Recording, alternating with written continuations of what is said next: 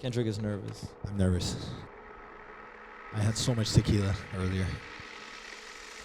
All right, guys. First of all, I would like to say thank you so much for taking the time to coming out and checking out our very first Something Cool panel with Marcello.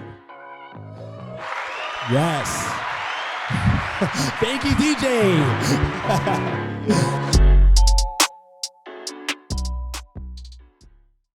All right, guys, so the purpose of today's panel is basically to learn something new, right? We obviously have a savage sitting right next, or I have a savage sitting right next to me. And I think that, one, I've learned a lot from Marcello over the years of our friendship, but we've never really sat down and had like a one-on-one conversation to kind of learn a little bit more about you and what you do and how you do it and why you do it and why you continue to do it, you know? So I'm excited to kind of learn a little bit more about you and all that good stuff. This is an open discussion, so at any time, I really would love for you guys to kind of throw your hands up in the air and then we'll go ahead and ask a question. Usually people leave it for the end, but we're all friends here, so why not, just be a part of the discussion. I see some of your staff members and your crew, they're itching to ask you some really good questions. Gang. I asked him earlier if there was any question that was off the table, and he gave me the coolest answer that I think I could have gotten, which was, no question off the table, I'm an open book. And I'm very similar like that, so.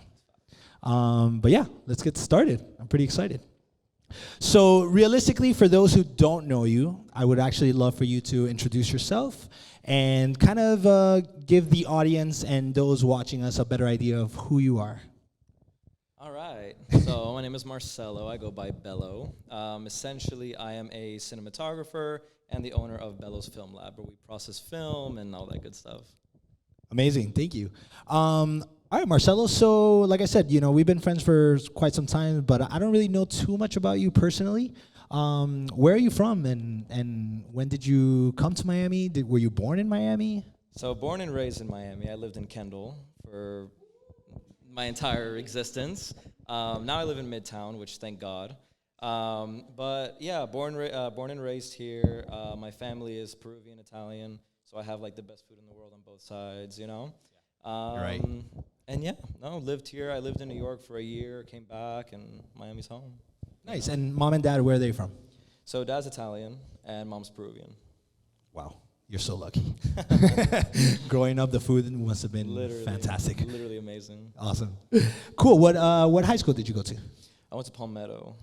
Interesting. Yeah. Cool. No, I love Palmetto. No. Honestly, the thing is, like, I was never in school. So, like, for example, my senior year, there was, like, I don't know, how many days are in high school? Like 137 or something. Okay. Like, active days, other than weekends and whatever. And I wasn't counting, so. Me neither, but, I mean, low-key I did. But it's fine. So, my senior year, I had missed, like, 88 days. Holy crap, so it was really bad. You know? So, I was never there. But I went to Palmetto. I somehow graduated. And you somewhat went to Palmetto. Someone went to Palmetto, somehow graduated, and yeah, I went to New York initially because I was going to art school. So I was going to Pratt. It's in Brooklyn. So I was going for film and television, and I was there about half a class. I was like, I can't do this anymore, and I just left. And I was like, I can't do this. After moving to New York and the whole thing? Right. So luckily I didn't live on campus. Like I had an apartment. So I told my dad for about a year that I was still in school. I was like, yeah, no, class are good, everything's good, I'm chilling, whatever. And it wasn't until like 6 months in that I was like, yeah, no, I dropped out. Because he was like, yeah, I'm not getting calls, I'm not getting like, no one's sending me letters to the house. Where's your grades? Yeah, like, how are you? I'm just like, oh shit, I should probably say something. But it was interesting because I was working up there for a while, meeting a lot of people. I was doing like really low budget music videos, like $500 budget music videos. I had a Red actually. So I saved up a bunch of money shooting in Miami. I bought a Red camera, went out there, and started working with like fucking Queen. Anybody. Oh, can I curse? Yeah. Okay. I was working with like Queen's rappers and stuff, like really sus. I did that for a while, and then I somehow ended up like in my last few months working as like an assistant on like Orange is the New Black and stuff like that. Did that for like 3 days, and I was like, all right. Oh, that's pretty cool. Intense. So you decided you were like, you know what, school isn't for me. I'm going to go ahead and just throw myself into the film world, filmmaking world, and music videos is where you started. Right. So it was weird because I technically started in photography.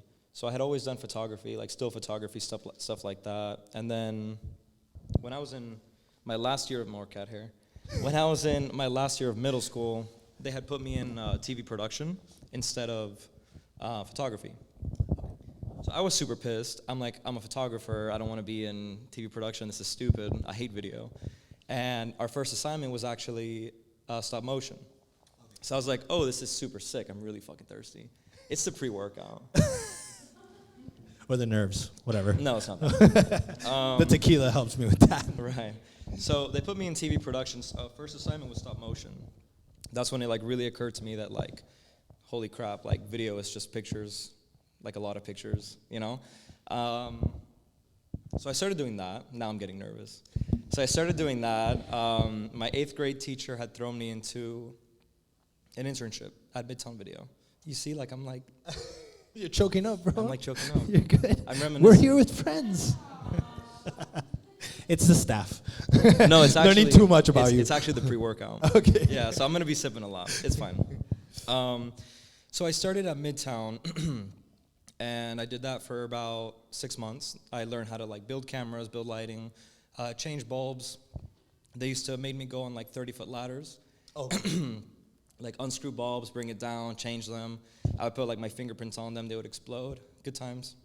Nice. And then, a lot of learning lessons. yeah, did that for a while, and then I was in high school, you know? Okay, so this all happened before you even left to New York. Right, I was 15. So you're 15 years old, already working in basically production. Mm-hmm. Okay, and learning everything, which now helps you out a ton. Thank God. Considering that you now own a rental house as well. Yeah, right. So Thank even as a 15-year-old, you had no idea that you were going to be like doing I was that. building, I mean, don't get me wrong, I wasn't building like Alexas and stuff like that. I was building like Panasonic, like 100 FX, whatever, you know? Amazing. Like Yeah, every it's fun. kid's dream. Or a filmmaker's dream, I guess. Sure. If you like That and broadcast- filmmaking. If you like broadcast. Did you always have aspirations to work in the creative industry? Yeah. I knew very early on if I wasn't going to be an entertainment lawyer, I was definitely going to be like a photographer, a filmmaker, a musician, you know? Where did that come from? It's like embedded in me. Like literally since like I was 4 years old, I had my dad's cameras, I was walking around shooting, you know? Were your parents anything related to production? No, my dad used to take pictures of like my mom because she was like a model. Okay. So he would take pictures of her. That was like his way in. And then To her. to her, literally, quite literally, unfortunately. I didn't mean it like that, but Oh, that's awkward. Sorry. Mommy, if you're watching this, I'm sorry. It's the tequila. But yeah, no. So did that for a while. Photography. Cool. Awesome. I love it. There's like Let me something move in my on. throat. It like hurts. Go. Clear your throat. We'll cut this out. So, you semi-graduated high school. You went to New York. You started going to school there as a filmmaker. You decided this is not for me. You had already been working at a rental house, which is probably the reason why you got yourself a red camera. Right. To then shoot these rappers in New York. And you came to Miami. And what did you do next? It's a blur. It's literally a blur. Like, I don't know. These last like 7 years have gone. You know. There's like something in my throat. I don't know what it is. Like I feel like I'm choking. Do you want to take a quick break? We can. Yeah. All right, let's do it. All right, cool. All right.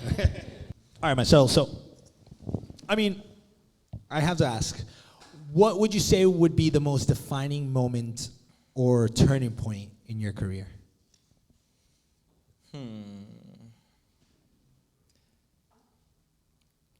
Do you mean like, when was I like, holy shit, this is my life? When did you have an epiphany and be like, wow, this is what I'm doing. I'm so happy right now.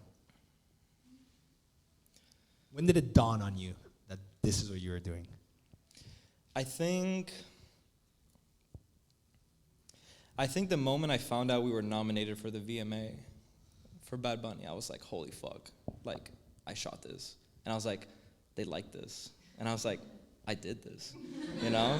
So I think in that moment, I'm like, yo, this is like the rest of my life. Like, this is it for me. Like, That's pretty badass to have that feeling. yeah, it was interesting because it was like, I got a call from my producer friend Bruno, who like does all these videos. He was like, yo, I have to tell you something. I was like, okay. He's like, are you sitting down? I was like, oh my God, someone died. Yeah. I'm like, Richie, I'm gonna miss you so much, man. Like, started like thinking. And no, it turns out he was like, so you're nominated for a VMA. And I was like, what is that? And he's like, no, you know what it is. And I'm like, what is that? And he's like, so you're nominated for a music video award from MTV. And I was like, that's like a big deal. He's like, that's a really big deal. And I was like, did we win? He's like, bro, I don't fucking know. Like, you gotta wait for the award show and see and whatever. So I think that was like the moment that I was like, damn, this is like my life. Like, I want to do this. This is exciting. This is like, you know, because the director Stills, he gave me a lot of freedom. He was like, do whatever you want, shoot it however you want. This is the idea. And people liked what I did. And I'm like, okay, this is like my style. This is like my thing.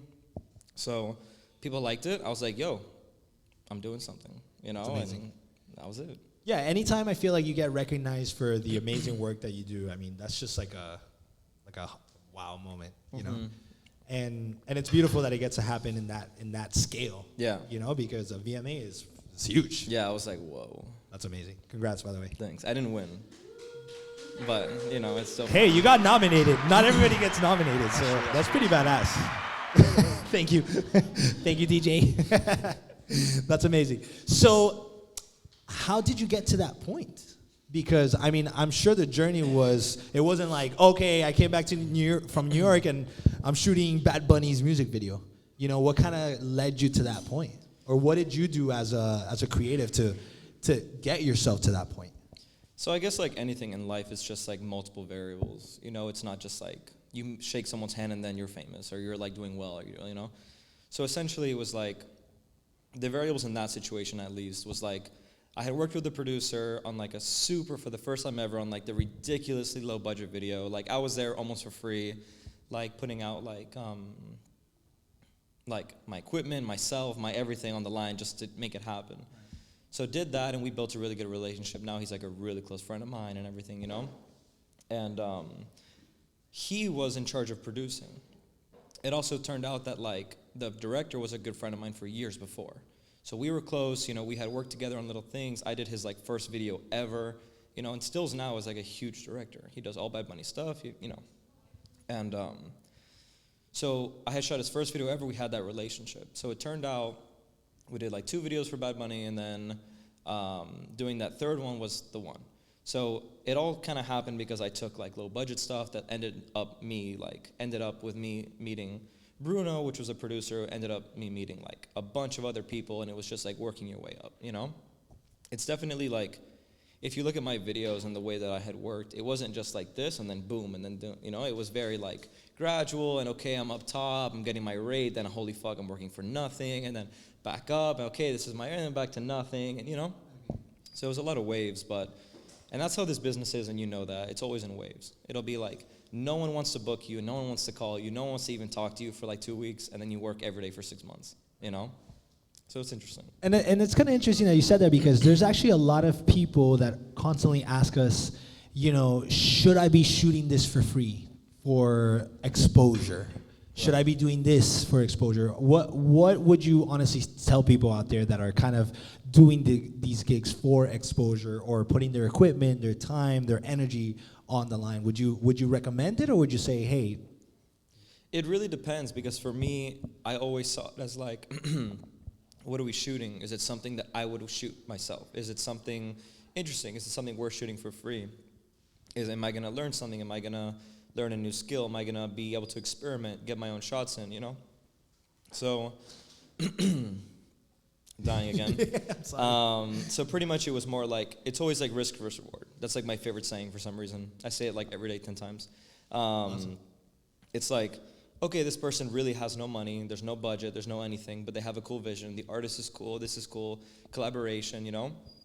And you build relationships like that. If I didn't do like Matias' first video ever, I probably wouldn't have been close to him a year later to do those videos, you know? Amazing. And it's like that with a lot of directors that I work with, you know. And the way it also works is like, a new director might not be able to afford their person from LA. Like they can't fly them in, they can't do this, so they need to hire someone local. So they'll hire me, give me a chance, you know, whatever. I'll do it for a low rate, you know, just kind of make it happen. But then now they like me, so they're coming back. And it's like, yeah, Marcello off the bat, call him directly. You put your foot in the door and boom. And like that, you know. So it's always like that. It's always compounded, you know, because that person tells their friends, then those people tell their friends, et cetera, you know. Cool, and it's cool that you're able to do it and enjoy doing it. You know, you're not just doing it because fuck it, I have a camera.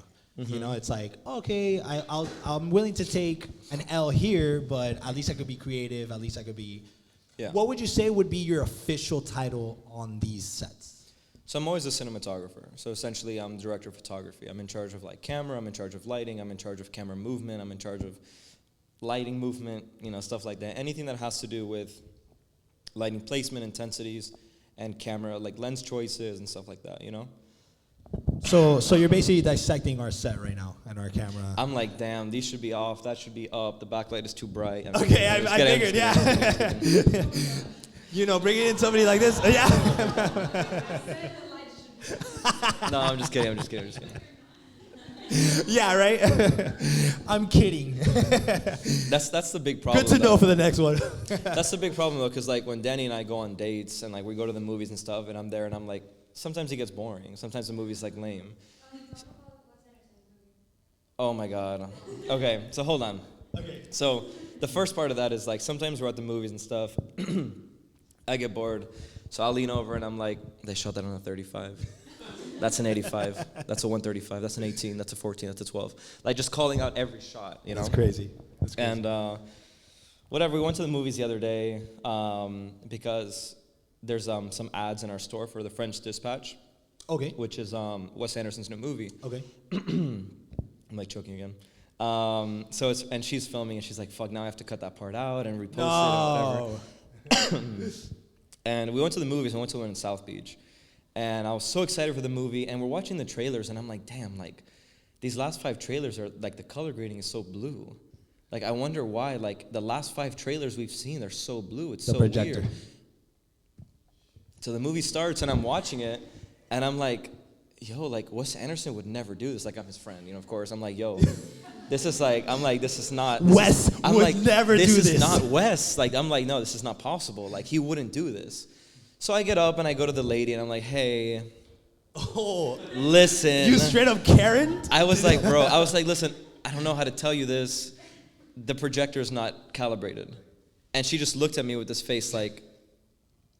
She's like, I don't even know where the projector is. Yeah, she's like, what are you, like, who are you?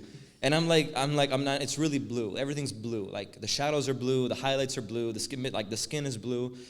And she's like, okay, what do you want me to do? So she radios someone, and then she goes, and she comes back, and she's like, the projector's on. I'm like, I know it's on. That's not the problem. That's how we're watching the thing. I'm like, the problem is that everything's blue. The black and white is blue and white. This is not right. And she's like, okay, we're going to fix it. So Danny and I go in the movie. We're watching the movie, and I'm like, I'm sorry. I'm like, I can't do this. I'm like, we have to go. So we're sitting there. The anxiety. We're literally sitting there, and like, oh, mind you, I saw Nico there and everything. I don't know how he watched the movie full, like one of our former employees. Okay. And I'm like, we have to get up. And she starts getting up, and then this naked lady comes on the screen. And I'm like, Danny, hold on. This might be the turning point. No. I was like, we can't get up because the theater's going to think we're a bunch of prudes. So I was like, we have to just wait. So we waited and we just kind of watched, and I'm like, look, it's blue and white. It's like look at the shadows, they're blue. And she's like, you know what? You're right. It is blue. And then we went the next day to the theater, literally the next day to a different theater, and she was like, wow, the colors are beautiful. I'm like, thank you. Wow, that's crazy. You know? Did you write a letter? No, but we sat there for like 20 minutes trying to get my money back because I paid on Apple Pay. They're like, you need the card. I'm like, this is a digital card, bro. Yeah. Not only is your screen blue, but now you can't get my money back. Yeah. Like, damn. Yeah. But the hot dog was fire. Oh, okay. At least hot dog was fire. The silver lining. Right. That's amazing. What has been your biggest challenge throughout your career? You can name a few. You can name a few that have tested you, for example. Yeah. Some trying times. I mean, I think like any artist that's, like emerging and breaking into this scene, like, you're gonna have weeks where no one calls you. It's like literally like in waves, So there are weeks that it's like, I sit at home, but this is before the lab. I'll sit at home and I'm like, do I suck? Does no one want me? Is my phone on? Is my phone on? Am I connected? I go on Twitter. I'm like, did I tweet something bad? And like it's dry. Like no one's hitting me up. No one, And I'm like, those are the moments that I'm like, what did I do wrong? What's going on? Did I lose it? Do I still have it? And it's interesting because I think every artist goes through that. Whether it's a photographer, a musician, whatever it is. I think there's, moments where if you're not getting called, if you're not getting work, if you're not getting people's reaction or movement, you start doubting yourself. You start thinking like, what did I do? Right. But it's in waves. It always comes back. Especially. Do you feel like you still have those moments? Oh, I mean, considering that you're a savage. And yeah, but the thing is, now I feel bad because when I have those moments, I go and harass the lab. So like they have their workflow, they have their stuff, and then I walk in and everyone's just like, fucking Christ. He's here. Bro, if I had $1 for every time we rearrange the back, because I walk in and I'm like, this could be better, we would have like 10 labs. Like literally, I kid you not, But I think that's just it's normal. Yeah. It's like you're growing and Pierre and I talk about it all the time. It's like if you saw the lab how we started and where we're at, it's like, how did you guys work here? Like, how did this make any sense? Like, AB was there the first week. But behind the scenes or in front of the scenes? No, behind the scenes. Yeah. Yeah, no. Behind the scenes, it was rough at first, but we caught up. We're good now. I mean, that's kind of how it is, no? Yeah. And then you kind of learn through trial and error, through the times and stuff like that. Exactly. The cool thing about the film lab is that you did it. Right. And I feel like as creatives, sometimes that's our biggest issue. We find excuses. Oh, I can't do it because I don't have this. Oh, I can't do this because I don't have money. I don't have whatever. And we don't end up doing it because of that. And I'm sure you've gone through so many different things, but you're still like, I'm going to do it, which is fantastic. So congratulations to you. Thanks. Yeah. It was fun. So in front of the scene, you guys killed it. Because Danny made it. Exactly. If we're being honest, like, I would love, if it's possible, I would love to send you the original render of Bellows. It's like we'll put it somewhere in the video. Yeah, it was like what do you even call that? It was just like a what? Yeah, but I'm not talking about the style. I'm talking about the vibe. It was like a strip club. Like you had like LEDs and you had like a big like glass table and you had like a weird IKEA couch. Like it was one of those things. Okay. And now to the main stage, Kodak 400 film. Right, exactly. That's literally what it felt like, So okay, we were joking about that today. So literally, like, thank God I found Danny, and we are in a better place. Awesome. Thank you, Danny. Yeah, same here. If it wasn't for Mariana and Biscayne for having such an amazing eye and stuff like that, like that's the thing. Like, this place would probably be a strip club. It's like, yeah, that's the thing. Like, it's so important to have a strong team, in anything you do. I mean, I'm choking again. Maybe I'm emotional. I'm not. But essentially, it's okay if you cry. Even in my position, it's like, as a cinematographer, I mean, it's like there are jobs where it's just like myself and like two people and we're rocking the whole day. But then I have jobs like, we just did a commercial for Tommy Hilfiger, and it's like, dude, my grip department is 12 people, my electric department is 12 people, my camera department is 5 people, And it's like, I didn't touch the camera once on that job. That's amazing. It's like I literally did not press record, I did not have it on me. It was Steadicam and Dolly and Trinity and the whole thing, and it's just like, without a strong team, like, what are you, So that's what Bellows is. That's amazing. One strong team. All right. Good job, guys. That's actually a really good learning lesson, because sometimes we go into things thinking it's me, I'm the only one that can do this. We need more water. Getting low. Can we get some? Yes, please. You know, a lot of the times, especially here in Miami, I get a lot of stories of people like, oh, I don't work with people because I don't trust them. I don't do this with other people because this, that, and the other. And people don't understand how strong having a good team is. Yeah, you know? it's everything. It's everything. It's impossible to do everything on your own. It's just impossible. And if you want to scale, if you want to be a viable business, you need to hire a team. You need to get a whole team together. So it's super, super important to know that. Cool.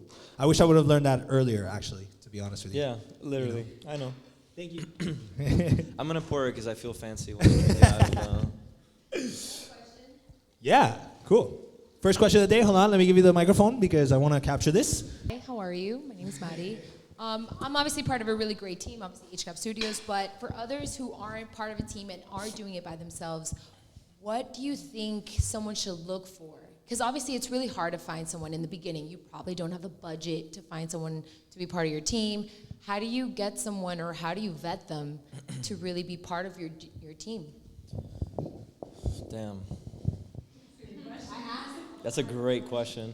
So, I mean, the whole thing comes down to, like, I think it's about finding passionate people, and I think it's about finding, like, I have this problem where, like, I kind of see the good in everybody.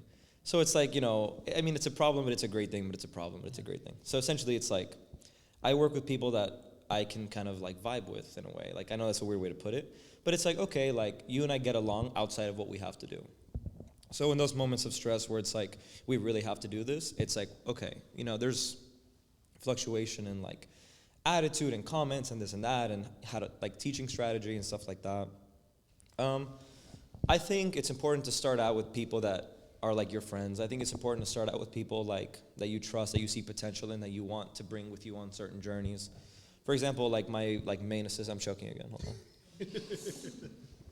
on. What if I have a condition?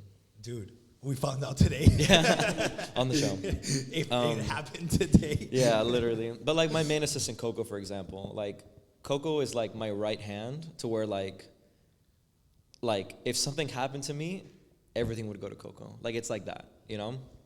And my cat. But essentially, it's just like, he was my friend before. He was, like, not in cinema at all. He had no idea about anything. But now he goes with me. He preps on my cameras with me. He, like, preps the equipment. He goes on jobs. He does, like, digital imaging technician work. He, like, you know, because he's passionate. He's dedicated. He loves what he does now. And that's the most important thing, is finding someone passionate that you can kind of train them slowly. Like, I've been with Coco for 3 years, you know? And he showed initiative, like he cared. Yeah. That was it. It was like he put himself out there to call me, hey, do you need help today? He would text me, yo, you know, do you need help? Do you need me to run this, run that? And the thing is, like, when I'm like out of town, we were just in Chicago, I had like 4 rentals, and it's like, out of all the people that I can call to help me, Coco's like the main one that I can send him a list. I don't even have to think. You know, like, I know he's there, I know he's strong. It's the same thing with, like, Pierre, for example. Pierre is like, yo, I need you to do this, and I know it gets done, you know? Awesome. So it's super important to have, like, a strong team, and it's even more important to have a team that, like, you can build a relationship with, you know? Someone, like, people, like, for me, it's people that I can hang out with outside of work that I like to work with the most. And don't get me wrong, there's always people that I work with that are, like, 50 years older than me and, like, 40 years older than me, and they're, like, you know, and it's like, I would never hang out with you. But it's like, you're so good at your job, and I'd love to have you on my team, but, like, we'll hang out at work, you know? Right. You know?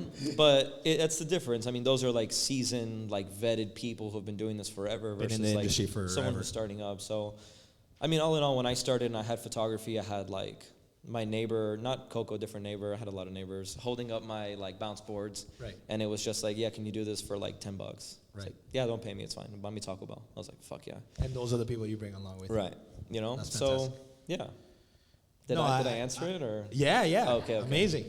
Well, it's funny because, I mean, our team was kind of, like, built that way. You know, when we first started this whole venture, we were broke. You know, and it was only the people who were, like, saw the vision and were like, let's do it. I don't care about the money. I don't care about the time. Like, I just want to do this. Those are the people that basically became the solid 4 core, and we're like, let's rock and roll. Yeah, which is pretty. That's super important, you know? And it's super important for the young people who are coming into the industry to know that. right? Yeah. Because you got to pay your dues. Yeah, exactly. One way or another, Exactly. you know, if it's for free, it's for free. Mm-hmm. You know, but at least your foot is in the door. That's how you started. That's how you Literally. kind of got the ball rolling, even though you were getting paid $500 to shoot a rinky-dinky music video, which probably taught you so much about. Oh my God, I learned. So that's the beauty of it, like doing what I did, because there's people who are like, they're like, I just want to go straight to directing.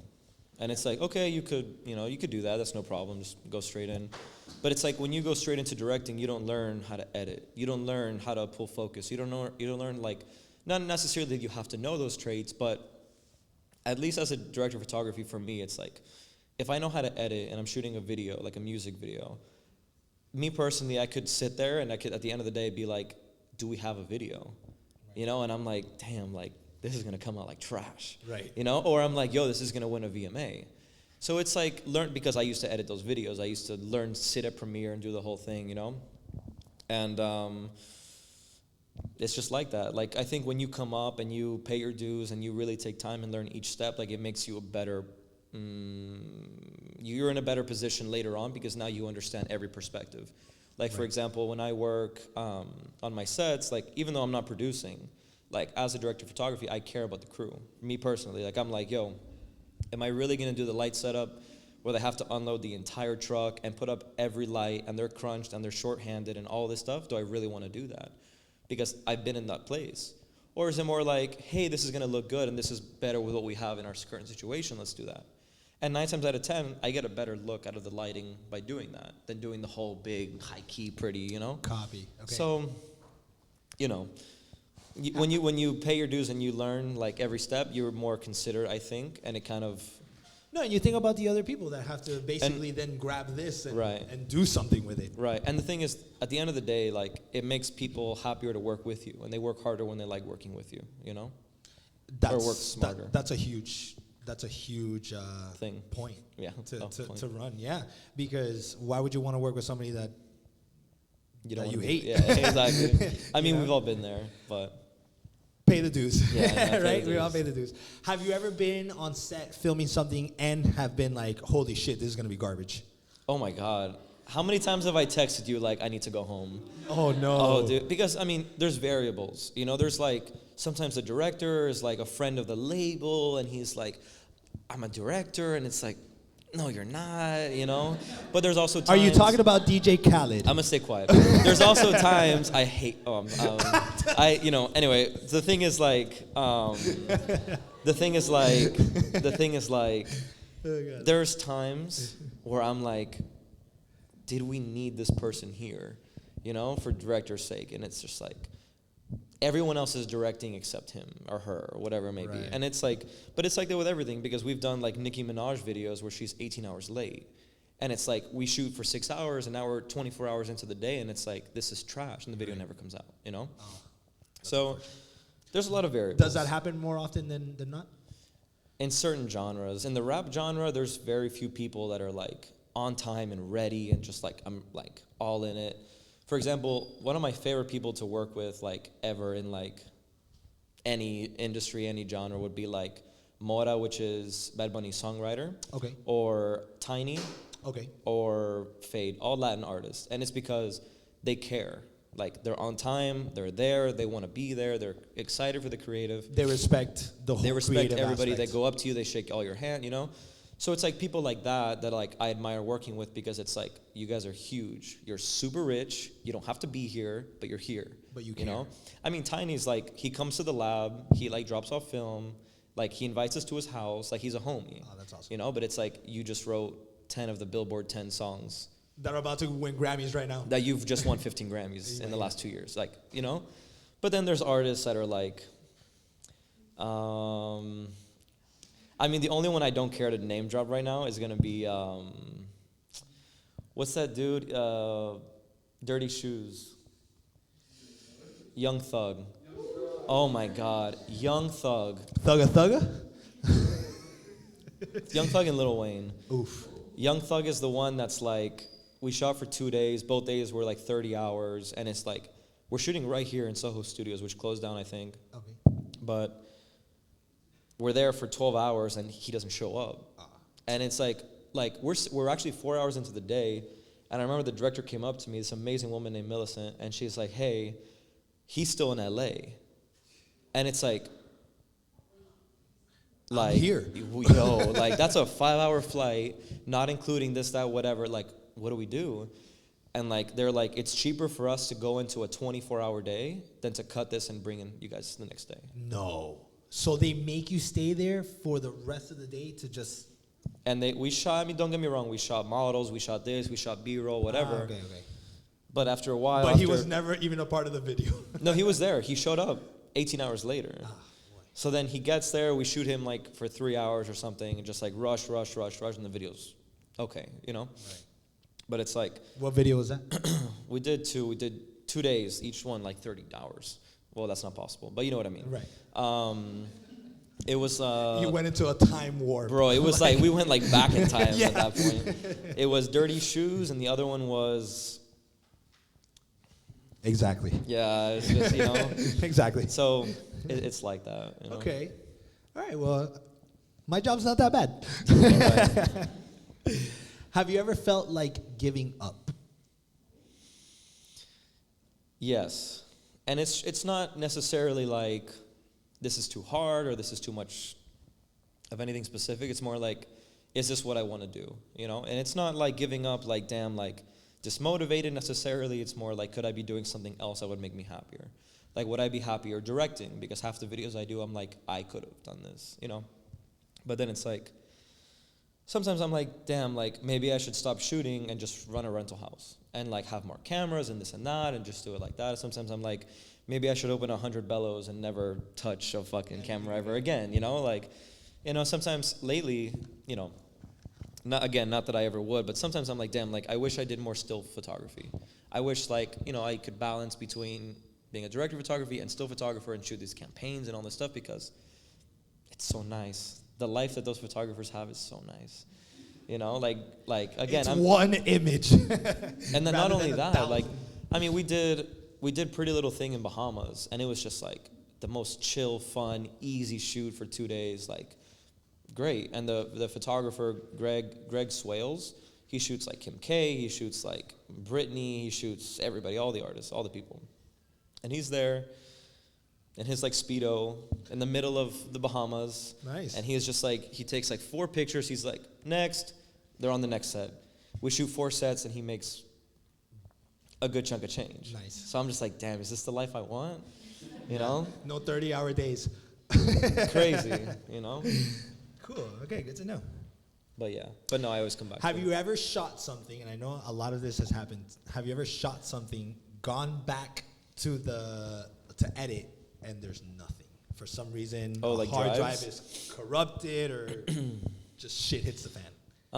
Luckily, like, I don't deal with that. For Okay. me, it's more like, hey, I shot, and, like, I'm done, I'm going home. But there's been times that I'm like, oh, we're fucked. Like, there was a time we shot a girl named Carmen. We shot her on 15 rolls of film. We sent all the film to FedEx, through FedEx to Atlanta. In one box. In one box. And FedEx was like, we don't know where your film is, where your box is. And we were just there like, this is not good.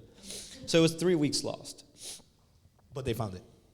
3 weeks later. Fuck. You know? So that was like the scariest it's ever been. Okay. But even then, it's out of your oh, control. actually, I had a card fail once. We shot like half the video on the card, which you should never do. Oh, you always be changing cards. And the card failed like in the last shot. It was like error. Nothing.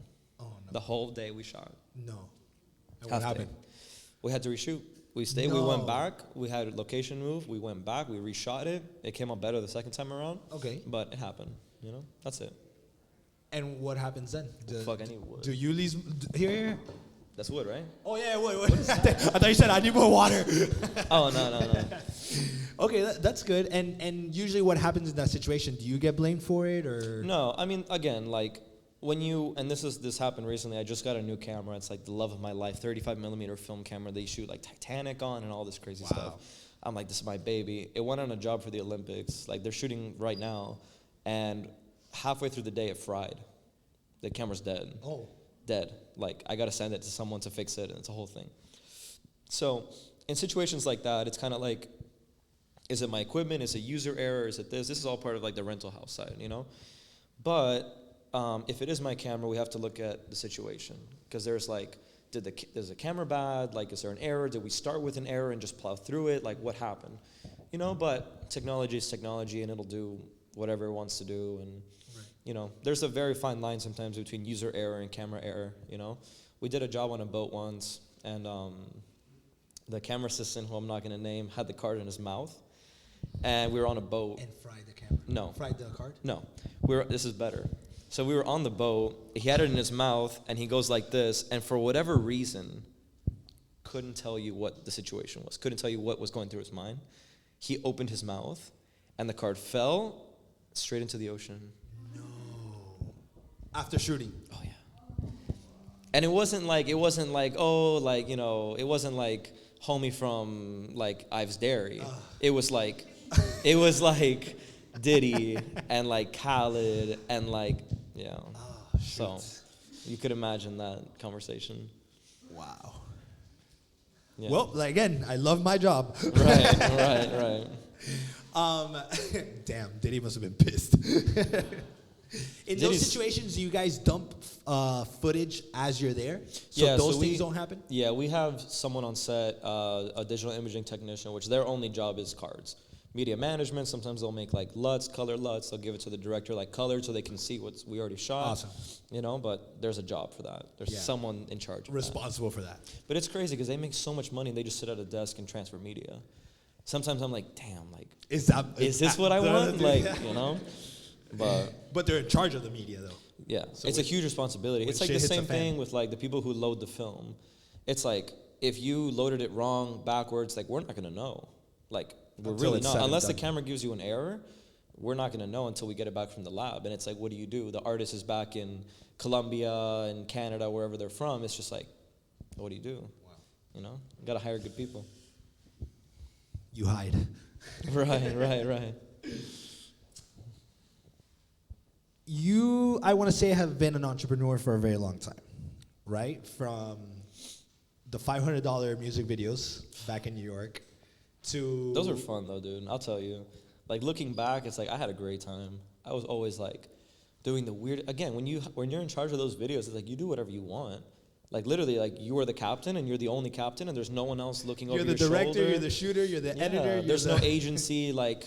Why is this light here? Right. There's no like, oh my God, the hair is in her eye. We have to shoot the whole video again. Like, there's nothing like that. Right. It's just like, you go. And I think doing that taught me like how to mess with the camera, how to get weird angles, how to just like throw it. The other day, where was I? I'm sorry for interrupting your question. No, not at all. I was with a director and I forgot what I did. Oh, I know what I did. The rig that was on the camera had snapped. The string broke. Okay. So I'm there. It's like a 60-pound camera. All the weight's on my hand, and like the drop of the camera was right on the beat of the song. So it's like you just see like this crazy low angle coming in from like the camera falling, and the artist is like in it, and the camera's just like, holy crap. And I saw it, and I'm like, yo, and I just went crazy. This is beautiful. No rig. I'm there, and I'm swinging the camera, 60-pound camera, and I'm like lifting it up. I'm upside down. The director's like, holy shit, like screaming, you know, crazy. And it's just like those moments, like happy accidents. It happens on film. Like sometimes you shoot a picture, and it's just like, this is not what I'm going for, but it looks holy epic. Crap, you know? That is a happy accident. That is a happy accident. You know, and now you know, like, hey, I can hang this thing from the roof and just swing this thing around and get these effects. Yeah, exactly. That's awesome. That's what we do. We get creative, right?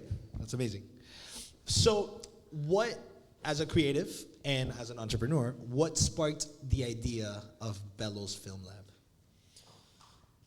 So Bellows essentially was just like, it was a mix of a few things. It was like the initial idea just started because like I was taking my film to a lab.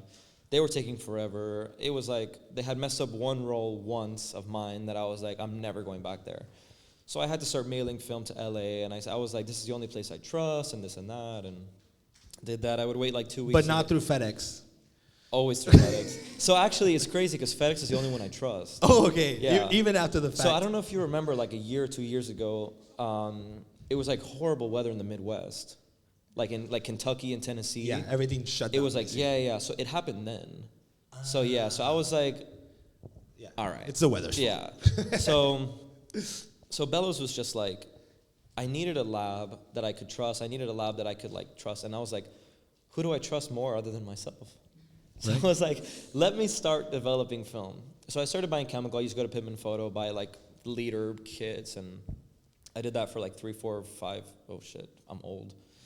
It's been like maybe like 7 years now. Really? Yeah. Since you started developing Since your like own the film. first time that I ever, and I always did it in like my mom's laundry.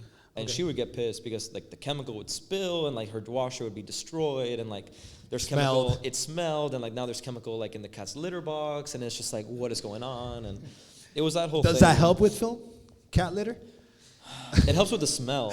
Okay. Yeah, it actually Yeah, does because it okay. absorbs it. But what's crazy is it got to the point that like people were asking me, because I was always shooting film. I used to take my cameras on set and this and that, and people would ask me like, where do you process that?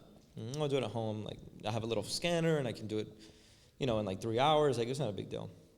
So people started asking me to process their film. And they always try to pay me for it, and I'm like, I don't want to charge you. Like, I'll just do it because I love film. Like, don't worry about it. Like, it's fun, and I'll do it when I have time. And everyone's like, yeah, take your time. But I was always excited to see what people shot. Okay. So I would, like, go home, and it'd be, like, a 14-hour day. I'd get home, and I'm like, okay, I have, like, 20 rolls to develop. So I'd go and, like, load the tanks, and I had my little changing bag, and, like, I would do that. And then I'd process. I'd hang them in the laundry with, like, so much dust and, like no ventilation and just horrible situation. I had no gloves. I had, like, no proper tools. It was just, like, me and, like, this flatbed scanner, and I was just, like, going at it. And people loved it. People were like, yo, the color's beautiful. This is beautiful, and this is my photography experience. They're like, this is great. Like, you need to charge for this. I was like, no. Like, there's no point. Like, I'll do it because you're the homie. Okay. But, like, I'm not going to charge you anything. This is not my business. Like, this is just something I do because I love doing it. What I do is, like, shoot. So after that, it got to the point that I couldn't handle it. It was like, it got to People the point, asking you to develop. No, like Tiny was giving me his roles. Oh, shoot. And he would be like, hey, these are like from the Grammys. Like, can you process them? And I was like, sure. So like I would do it, and I would sit there forever and scan, and he would text me like, yo, how's it coming? And I'm like, holy fuck, my scanner's so slow. It became a whole thing. So I'm like, no, we need a lab, So I started thinking about it. I was like manifesting, and okay, it's gonna happen, and with time. And I started like looking into it, but not really, because I was working every day, and I ended up getting wrecked on my Ducati. So I was wiped out. I was broken foot, broken arm, like 12-inch scar on my arm, like really, really bad situation. So I was like thinking like, okay, this is for a reason. Which it hangs inside Bellows, Oh, it's right? literally on the wall. Like all the pieces of the bike are on the wall. That's awesome. So Was that Danny's idea? it was my only idea. Oh, okay. Actually, I had 3 ideas. Okay. I had the film refrigerator. Okay. I had the vending machine and the Ducati. And the stripper pole. Yeah, but that's in the back. And also the patio is my idea. You're gonna see how sick that comes out. I'm working on it. Ooh, okay. So but you yeah. had time because of So your I had accident. time. So it was like, damn, I couldn't shoot. I couldn't take work. I was sitting at home. Like, I still had rentals though, which was really nice because Coco would prep them and send them out. So Perfect. I was still okay. Did you already? Oh, you already owned the rental company that you have now? Or? Yeah, I had a business partner, but I had all the equipment at my house. So essentially, Coco being my neighbor would come prep. I would kind of like look at everything and send it out. Perfect. And did that for a while. So in that time of like me being like high out of my mind off these pills and like watching like Breaking Bad 3 times and The Office 10 times and whatever, I was like, what can I do? Like, I need something to do. I'm a very addictive person. Like, I can't stop working. I can't like I went to Vegas and I couldn't stop. Like, I got lucky that I like actually just like walked away. Like, if it wasn't for that lady, like just cash out and leave, Oh yeah. it would have been bad. Okay. So I'm a very addictive person. That's why I don't drink. That's why I don't smoke. It's just better, safer not to. Right. So essentially, I was so bored out of my mind. I'm like, no, I need to do something. So I started like texting Sarah, and I'm like, hey, which is our like creative director. It's like, hey, when can we meet? I have an idea. I want to start doing this and whatever. Started looking into like machinery and chemical and film prices and how do I do this? How do I bring this to Miami? I was like in crutches, and my dad would like drive me around to like show me locations. And the location we found was actually by accident. Okay. So we drove by, we saw the sign. I'm like, yo, this place looks really sus. I'm like, it's really suspicious. Like, I don't know if I want to be here. He was like, just call the landlord, see what they're asking. It's still in Wynwood, like, let's see. Called the landlord, super cool dude. He was like, yeah, like it's going to be you in a tattoo shop next door. I was like, okay, that could be cool. You know, whatever. So we looked at the space. It was perfect. I was like, this is a good size. This is a good price. It has like a driveway in the back. You know, we can make this work. And I'm like there walking on crutches. The floor is a disaster. I'm like slipping like nonstop, like hopping around. Oh, shoot. And I'm like, this is great. And I think once you have a location, everything else is easy. You know, like once you have a spot and you can see it, everything else is like, oh, just money. Like, now you're just throwing money, you know? Right. But so we did that, and I just did all that. I started reaching out. I did like the LLC. I did the resale. I did the employee stuff, like whatever I had to do to make it happen. And then. And all while you were recovering from your right. Ducati accident. So when I had started, I was like limping around. I remember I used to like wake up and I was just like, holy crap, I'm like walking like an old man, you know, and we did that. And you're on meds. Yeah. So we did that. And was this pre-pandemic? no, this was like right in the middle. This was like, when was this? Yeah. So okay. It was like mid. So like, basically, just kind of, what? oh, you know 8 months into the pandemic? It was, because I remember I couldn't have people in the hospital. I remember, it was. Okay. So essentially, started doing all that, the layout. We started finding stuff on Craigslist. I remember it was me, Danny, Pierre, Sarah, Gil, like AB, like all of us there trying to figure out, like, what do we do with this place? And I remember I was like, okay, we're going to do this and this and this and this. And Danny was like, no, you're not. And I was like, no, like, it's going to be cool. And she's like, no, it's not. No. And I'll never forget, like, my favorite memory of, like, painting Bellows was, like, Pierre with, like, the 20-foot pole, and he's there like this, and he's on the top of the ladder, hand painting, like, the top. And then it's like, we're outside, and it was me, Caleb, you, everyone. We were outside, and I'm like, yo, I have a vision. I'm like, just trust me on this. I have a vision. And I'm like, Pierre, do we have spray paint? And he's like, yeah, like there was a paint shop by us, so he went. Winwood. I'm like, I have a vision. I'm like, we need smiley faces. So I went with the thing, and I'm not an artist. Right. And I started just drawing these horrible smiley faces. I did like half the building, and I took a step back, and I was like, I fucked up. You know? And then we had to go back and repaint the whole thing, and it was just a nightmare. And Danny was like, you guys need like blobs. Oh. I was like, of course. It's like, what? She's like, yeah, so they drew the outline, we painted it, and now that's what Bellows is now. It's like colorful blobs of paint, you know? That's awesome. Covering the smiley faces. Well, there was a lot of them. Like, if I show you a picture, you're going to be like, what was wrong with you? Okay. It's probably the drugs. Right. Okay, Yeah. right. You know? That's hilarious. But, and you didn't run it by Danny, so that's probably no, she was the there. problem. You were like, yeah, just do it. We'll see. It was fun, though. Yeah. I had a great time. That was fun. Speaking of how you started Bellows, let's talk a little bit about financing Bellows, right? Where did the money come from? So basically, I had all the money that I had worked, you know, rentals and shooting every day and all that good stuff. I got the insurance money back from the Ducati. Nice. So basically, like, all that. And I was ready to buy a house. I was, like, about to go buy a house. Like, I had seen houses. I had walked through them. I had a realtor. I had everything ready to go. And then I had my accident. And I was like, damn, I don't need a house.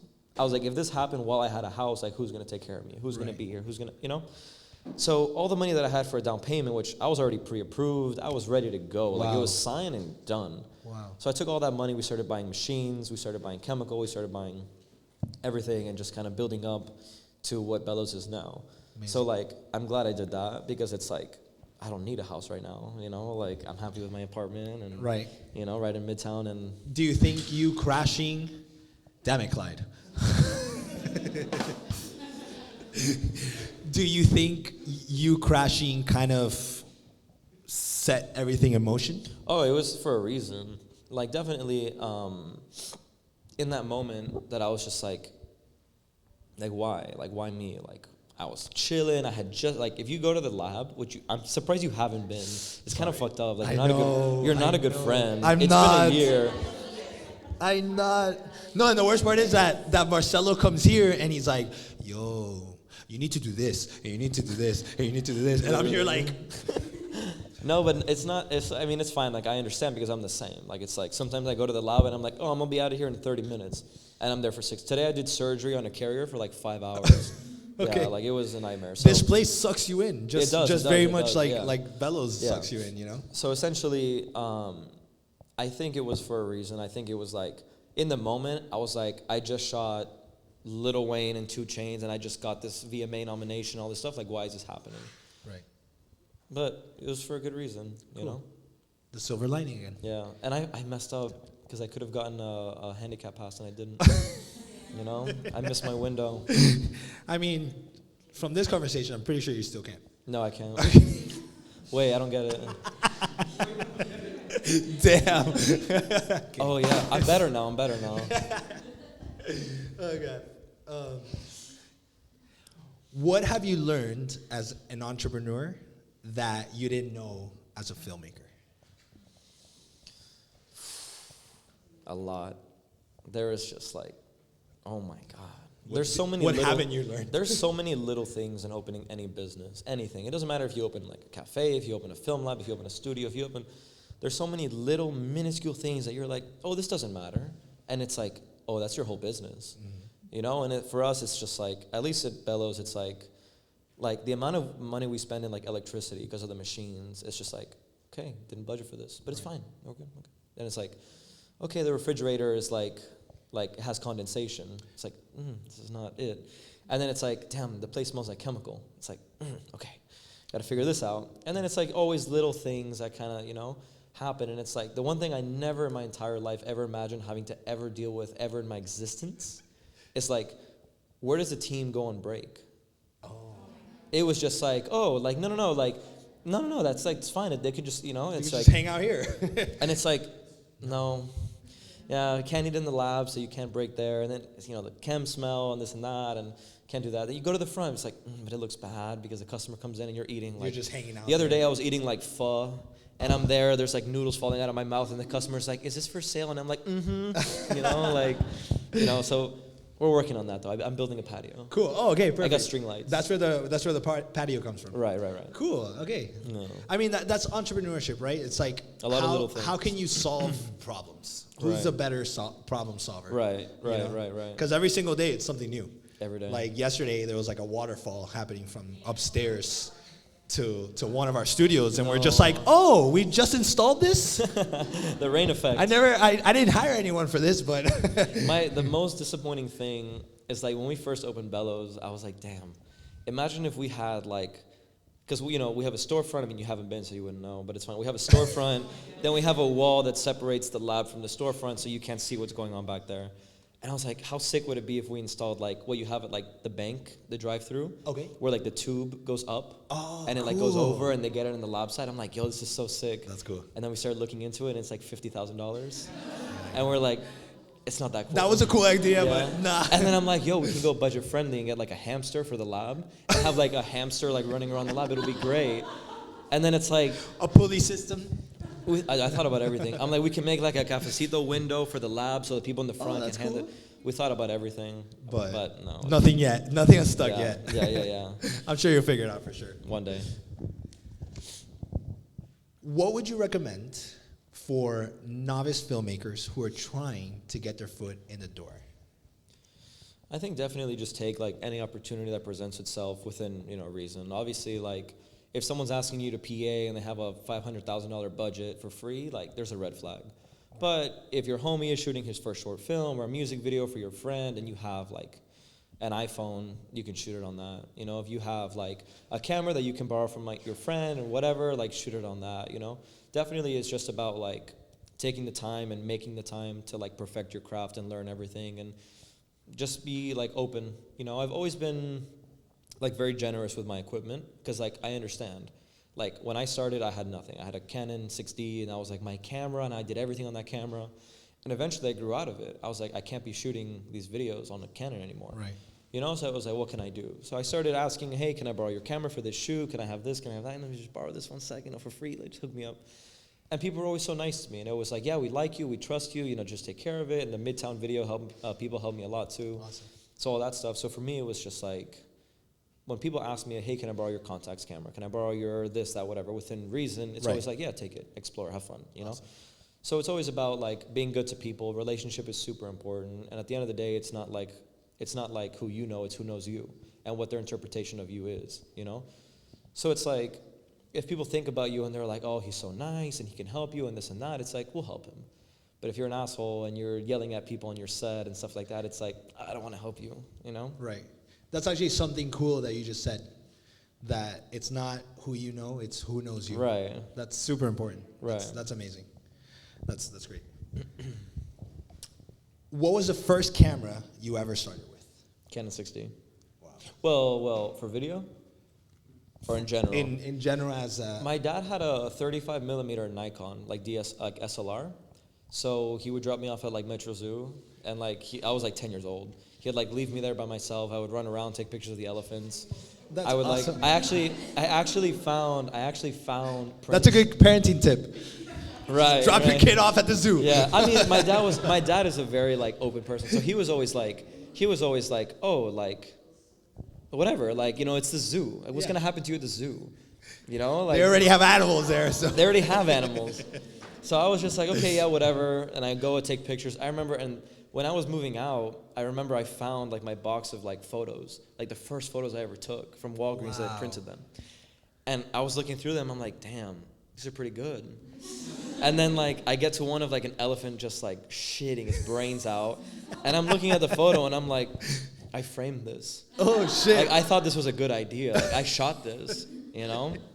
I was like 10. Nat 12. Geo at its finest. Nat Geo, Yeah. you know? But, so I did that for a while. So technically my first camera was like my dad's 35, but my first like camera that I started making money from was a Canon 60. Awesome. What would you say is your coolest camera right now? Probably the 416. I think it's like the hardest camera to find. It's an Arri camera. Okay. It was made in 2004, right before they went digital, like full digital. So it's a 16 millimeter camera. It takes 400-foot loads, but like The Walking Dead shoots on it. Like it's their main camera. You know, right now it's really big in like music video scene because people want to shoot film again and stuff like Right. that. And it's budget friendly compared to like 35. You know, you're paying half the price. So it's like, it's cool. It's also, it looks really cool. It sounds really good. Like it's, you know, it's really, it's cool That's to look awesome. at. It's fun to build. Film is coming back.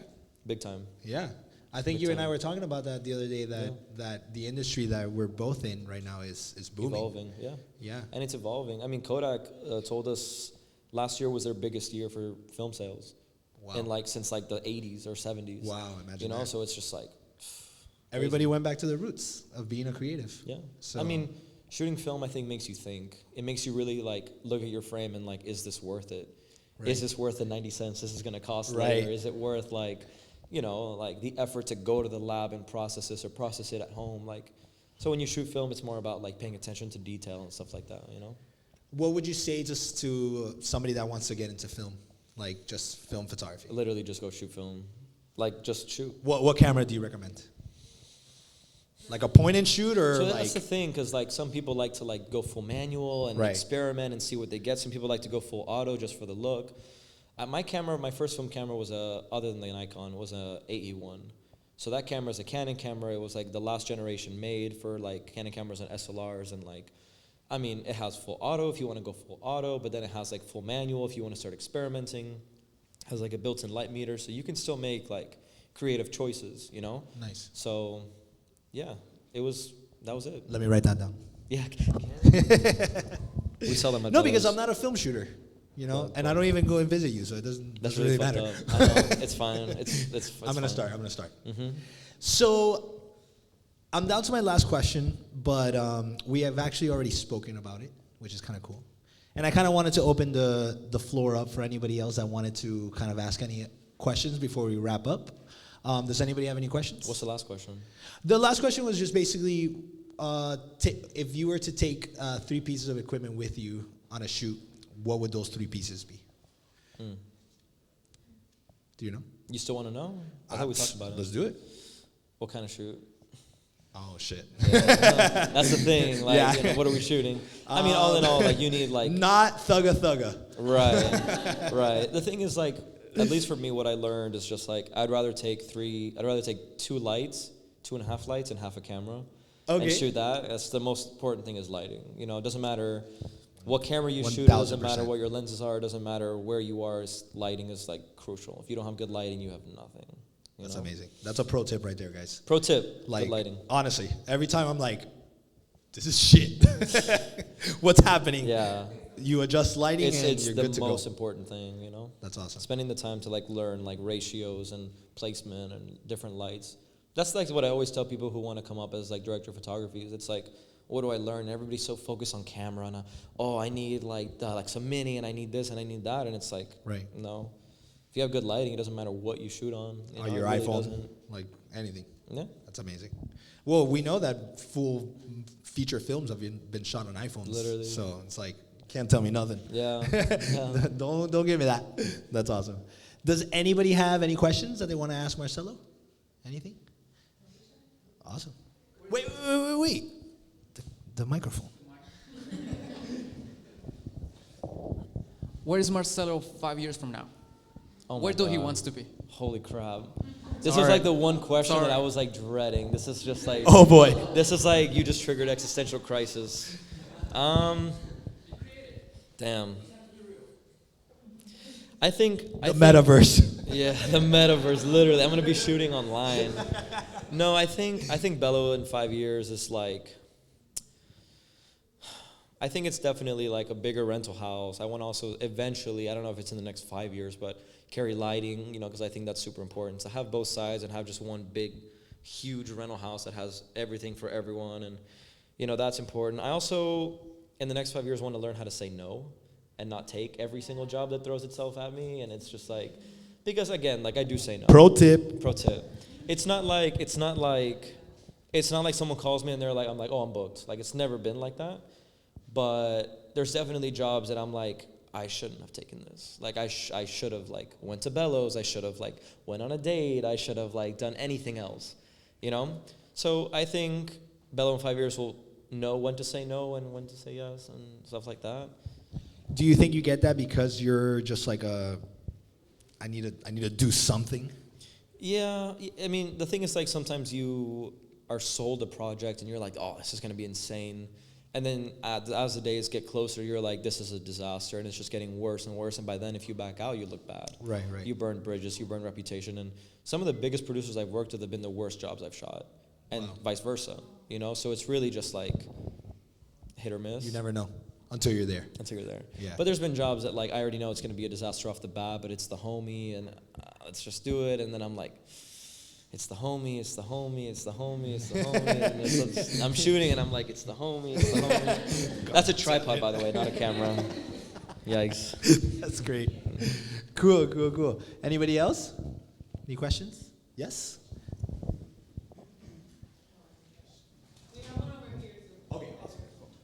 So, what would you say is like the work ethic that gets you to where you are? Because it's like you can pick up any gig, but I feel like there's a certain like work ethic that you have to like get to the level that you're at and to go further than where you're at. So if you could just dive into like what your day-to-day is like to keep you where you're at. Yeah, I mean, that's a great question. I think honestly, it's just like, you need to be open to everything at first. You need to like, well, not even at first, just in general. You need to be open to like, do I want to shoot something like this? Do I want to even think about shooting something like this, you know? And you have to be open. And at the end of the day, it's kind of like a juggle between like your personal time and like how far you want to take it as a business. Because when you are a director, when you're a DP, when you're a producer, when you're anything, you're a business. All you really are is a business. And you have to think about yourself as a business, not as a person. Because it's like, you know, you could hate Marcello, but Marcello's the one for this project, you know? And that's really like one big thing. It's just like, in terms of like dedicating time and like everything, you kind of have to hustle. Like you kind of have to like put yourself in every position you can to get up and up and up and up and up. And then once you're at the peak, which I don't think people ever really get to sometimes, you know, it's like you're there and you're within the 80%, 90%, but it's like so few make it to 100, you know? So it's like in that time that you're building up, it's just take every opportunity. The other thing that I learned, like, again, coming up myself and like teaching myself, that sounded like Nalu. That's our dog. Okay. That little like squeak. I was like, oh my God, someone stepped on her. Literally. But what's it called? So essentially, what was I saying? One of the things that you were learning. So yeah, so it's also like getting to the point where you could just say no and taking every job. And one thing that I learned like very early on is like, you have to also make opportunity for yourself. You have to invest in yourself. That's super important. You have to, like for me, I used to spend money and come to HGAB, and I would rent the studio for 4 hours and shoot 5 girls in one day and just shoot and shoot and shoot as practice, as this, as that, and I would post a still, and posting that one still got me 5 jobs. You know, going out there and shooting a video for $200 and renting my camera for $100 and just being out in the sun on the beach and dying of heat with a Jamaican director got me Shaggy videos, it got me Spice videos, it got me huge Jamaican artists, because it's just like I put the time and the effort and the frustration into being there, you know. And when you're starting out, you kind of just have to like bite the bullet and kind of deal with it, you know. I mean, if you keep your attitude like happy and you know, you stay motivated and you stay creative, and that's definitely one of the hardest things. It's like being a good DP is difficult because, and even I struggle with this a lot sometimes. It's just like you have to manage a team. You have sometimes 15, 20 people that you have to delegate. It's not just camera, it's not just lighting, it's also grip, it's also the assistant directors yelling at you because you're running out of time for your shot. You have to know lens choices off the top of your head so you don't waste any time, because then you waste time, you lose shots. You lose shots, you lose the video. You lose the video, you lose your reputation. So it's just like being able to anticipate like what's next, what's coming up, what can I do to save time, what can I light. You know, sometimes we have 2 sets in the whole video. Sometimes we have 12 sets. So it's a matter of like, how do we pre-light every single set with what we have on the truck that we can afford in our budget, so our producer stays happy, our director stays happy, the artist is happy, everybody's happy. So you have to hustle, honestly. You have to like really like bite the bullet, always stay happy. Like, unfortunately, in Vegas was the first time I ever like snapped on set. Snapped, like the tea spilled. Like I was like, because the truth is, like, our crew was very weak for the caliber of a project we had. It was more like, it wasn't strong, you know. All in all, like I'll say, like they weren't strong. They were great people, super nice, super friendly, but they weren't ready, you know. So essentially, it's just like Their craft wasn't there. It wasn't there. Polished. So essentially, it's like, you know, you can only be so patient sometimes. It's just like 5 hours of patience, and hey, it's okay. We'll get there, you know, just put the light right there, just right there. I'm like, do you have a laser pointer? No? Okay, it's fine. Oh, you know, and then someone else goes to Walgreens to get a laser pointer. I'm like, you see it right there? Just put the light right there. Oh, and they're like, okay, and then the light's over there. And I'm like, okay. So things like that happen, and you have to kind of keep your cool and be, you know, level, because the moment that you snap on someone on set, everyone will know about it. Everybody on the set will know about it. All their friends will know about it, and then you're the guy who snapped on set. Right. One of the biggest DPs ever, the day that I met him, I saw him rip a camera off a Technocrane because the ACs were too slow. He ripped it off the Technocrane, which is a $500,000 system. Yeah. Ripped it off, fell out of his hands, shattered, and then no one made any mind because he's the biggest DP ever. But it's like all the crew that's with him is like, hey, what's up with fuck this guy? Yeah. You know? Yeah. And it's like he comes back to town and it's like, no, I'm good. I'd rather stay home. I don't want to deal with that, you know? Wow. Yeah. So being like having level-headed patience and being leveled and being humble, that's really all it is. Because, you know, sometimes I meet directors that shoot the biggest videos that you would ever imagine. Like, for example, another name drop, Colin Tilley. It's just like the coolest guy. Like you're talking to him and he is like so like in it. He's like looking at you in the eyes, asking you questions. Where are you from? How do you do this? Like, how, you know, how did you start? He cares. Genuine. He cares. But then I meet directors that shoot one video for Migos and then they run away with everybody's money and then they never tell, you know. So it's kind of like, you know. It's a hit or miss. Yeah, definitely. But yeah, sorry, I went on a rant. No, it's great. Yes.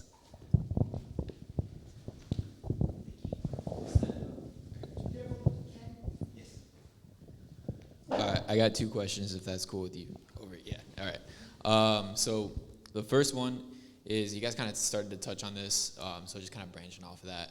Like, how do you build and maintain relationships in this industry? Because we have a tendency of being like super secretive and like you know, we're competing with each other, but it's like I'm not like that type of guy. I've always been kind of like open, and it's like I also get taken advantage of from that. So it's like, how do you balance that? Yeah, it's interesting because it's like, some people like to keep their secrets. I've seen people who post like a frame on Instagram and they'll like cover the settings. And they're like, no one will know my settings for this shot. And it's just like, I know how you did that, it's fine. You know, so it's kind of like, in that situation, I'm an open book.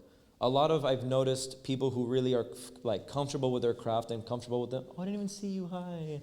A lot of people who are comfortable with themselves and like their craft and their talent are very open. I've noticed the really insecure, kind of just like grasping onto it people are the ones that are like, I'll give you this much, but you don't deserve any more, you know? So definitely like there's always it's always good to keep like your hat of tricks, and it's always good to keep like, oh, like I have this filter that I love, so like if anybody found out, like damn, like that sucks. But if you ask me, I'll tell you, yeah, no, Mitchell B, like, you know, that's the one. Yeah, I use it on every video, you know. So it's like, it's again, my favorite saying is risk and reward. It's like you're open with someone, they like you, you get comfortable, you end up building a relationship because you're open with them. And in an industry, like you said, that people like keeping their secrets, if you're open, if you're personal, if you're whatever, like they become your friend, they become more than just work, and that's worth more than anything, I think. Thanks. The second question was also like, how do you find your value? Because like as like you're kind of coming up, like you said, you're always taking the free jobs and stuff, but like sometimes you'll be there, man, and you're just like, I know. fuck, bro. Like Right. you're the homie, but like, Right. like I'd rather congrats be on like, the marriage, but right, like, fuck, bro. right, literally, you know, literally. Finding your value is always difficult because it's always changing, and hopefully it's always going up, you know. I think it's super important to look at the market that you're in, the level that you're at, because if you start pricing yourself as a A-list director of photography or director, whatever you are, it's kind of like people might buy into it, and then they get you, and it's like, this does not correlate, you know. But what happened to me for a while was I was just undercharging. I was like, I don't want to lose this person. I don't want like them to think that I'm overcharging. I don't want them to think like, you know, that I'm like greedy. I never wanted that, you know. So for a while I was like, oh yeah, I'll do it for this much, and it's fine. Don't worry, I'll make it on the next one. And you know, after a while, like that became my rate with this group. And sadly, our industry is very group based. You have like group A, B, C, and they work within each other, and they won't work with anybody else. It's like it's like that these are my people, you know. And then the way that I broke into some of these groups is just like, oh, your person's not available, but I'm friends with your person, and your person just recommended me for your job. So it's like, don't get me wrong, I'm still gonna lose jobs to this person because I'm not in that group, but I'm a good second option, and I'm okay with that, you know, because I have my groups, you know. And it's super important, I think, you know, when you're starting out, to give yourself a rate, and don't be afraid to ask for more. Like, you know, if your rate that you want is $1,000 a day to work on this 12-hour video with a camera and whatever, you know, ask for $1,000. If they tell you, hey, that's really not in our budget, you know, you can negotiate and this and that. If they come back with, hey, we have $200, that's when you kind of think, is this really worth it? Is this, you know, because my rate for myself or my talent is this much. You know, and again, like those jobs that I talk about that I'm like, damn, why am I here? Some of those jobs are like, they're like that. They're paying me my full rate, and I'm there, and I'm in it, and I'm whatever, and I'm like, this isn't it. Like, I don't want this. But then there's jobs that I do for $100, and it's the best day of my life, you know? So it's taking a chance. It's who's asking you, how often do they ask you for a favor? It's things like that, you know? And, yeah, I don't know if I answered your question. Yeah, you did. Thanks. Okay, great. Basically, ask for more money. Yeah, the worst they could do is say no, you know? That's what I always tell people, like, I'm never afraid to ask for something. Yeah. Because at the end of the day, the worst thing they can say is no. And Yeah. then I'll be like, all right, let me go ask this guy over here. Right. You know? Exactly, I mean, exactly. that's basically it. And you can't be afraid. You can't be afraid. Yeah. That's basically the whole thing here. Yeah. That's the reason why you started Bellows. That's the reason why you were taking those $500 gigs in New York. Like, you just can't be afraid. You just got to Just keep do it. going Nike. and do it. That's it. I wish I was sponsored by Nike. That's all I wear. You got the socks. You would, bro. I got the socks, the shoes, the shorts. Fucking, I might as well, you know. Invest. Yeah. We were talking about that. So, Marcello, thank you so much for just taking time out of your busy Yeah, schedule it to was sit fun. down with us and like just chat it up and like hang out here with us. It's an honor to be a friend of yours. I've learned so much from you. I'm glad. I'm the guy that asks the questions. That I'm always asking like, oh, what about this? What about Next this? time we're gonna interview you. Let's do it. Let's do it at Bellows. Our business has, you know, kind of evolved because of Marcello's guidance and a couple other people in the industry, which is pretty awesome and will continue to evolve. That makes me so happy. Considering that you came the other day, you were like, what the fuck are you doing? Yeah, no, I didn't say anything major. I was like, just tear down this wall, Yeah. move that here, install these lights, like tear that down. Right. Like it wasn't anything crazy. Make that the green room. Make like, that the green what are you doing? room, you know, expand the parking, go 10 levels up. It wasn't Right. anything crazy. And after that, I had a meeting with my team, which I've relayed all that message. I'm so sorry. Thank you. Okay, I will okay. promise you that I will make the effort to go to Bellows. Yeah, I we'll see. really need to. You said that last I'm also year. gonna. Yeah, I did. I'm gonna start shooting film, which is gonna be cool. Ooh, sexy. So I'm gonna learn a lot more from you. Yeah. And yeah, thank you again for taking the time to teaching us a little bit more, and I can't wait to have a little bit more conversations like these in the future. Hell yeah, dude. I appreciate Awesome. it very much. Thank you so much. I also want to say thank you guys so much for taking the time to be here again and kind of, spending the evening with us, if you will. This isn't going to be the first or the last time that we have this discussion. We've actually been planning to do these for a very long time, but following everything that happened with the pandemic and things like that, we're here today, which is pretty amazing. And you guys are here today, which is really amazing. I want to say thank you so much to the entire HGAB Studios crew for, putting this together. Stephanie for basically setting everything up. Franny, Clyde, Cheetah Poppy, Chris, Madi, I love you. Busy, which is in the front desk. And yeah, I mean, this conversation doesn't have to end here, right? I want to say that I'm always available to chat about entrepreneurship, about the industry that we're in and all that good stuff. I'm pretty sure Marcello, if he has the time, he can, answer a couple DMs. But definitely continue the conversation at home. Definitely continue to, work on your craft. Don't ever stop, because then that's when you lose for sure. And yeah, thank you guys again.